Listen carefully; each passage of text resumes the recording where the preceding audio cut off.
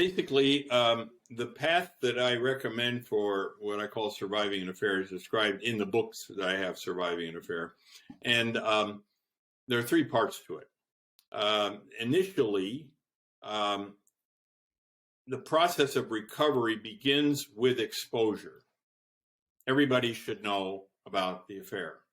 And this is particularly hard on pastors. If the pastor has had an affair, how do you let everybody know about it? Mm-hmm. And isn't that going to ruin his career? And the answer is yes, it might ruin his career, but everybody should know about it anyway. And remarkably, there are some churches out there where they have accepted the fact that their pastor had an affair and he's still there. But if you're not a pastor, if you're not in ministry, the person might lose their job. Maybe it could draw a lawsuit. And my argument is that it's too important. Exposure is too important. People should know that you had an affair. Your family should know. Friends should know. Why? For the support of the betrayed spouse.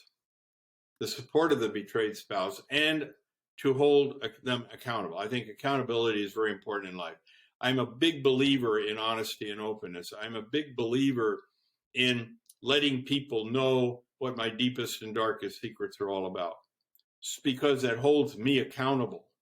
I am held accountable. I am a very good person when somebody follows me around with a camera. When I can't get away with anything, I am not tempted to get away with anything. And so I believe exposure is good. Extraordinary precautions goes along with that, making sure that nothing like this could ever happen again.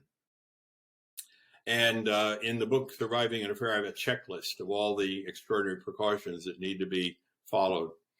The second part is transparency. And that is that in marriage, everything you do should be known to your spouse. There should be no secrets.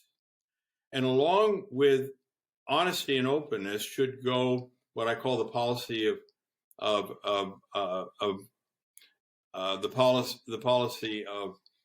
enthusiastic agreement, where what you do is agreed upon before you do it.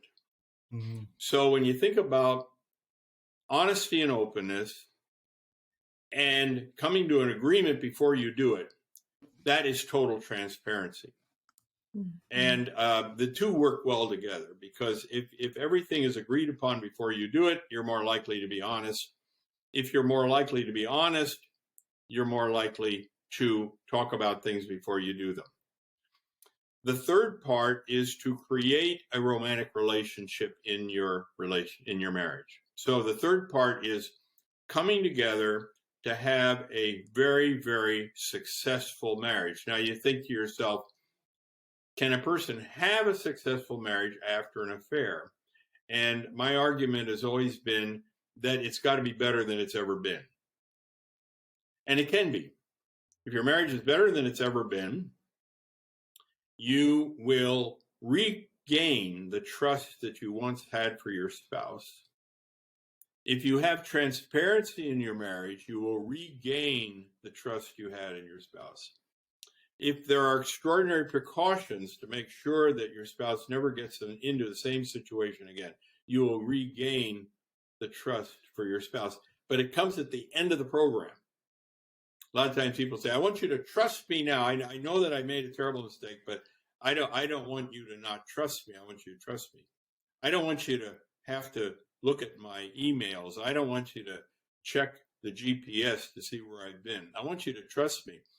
No, I want people to check up on the unfaithful spouse. Eventually, trust is returned, and that comes last.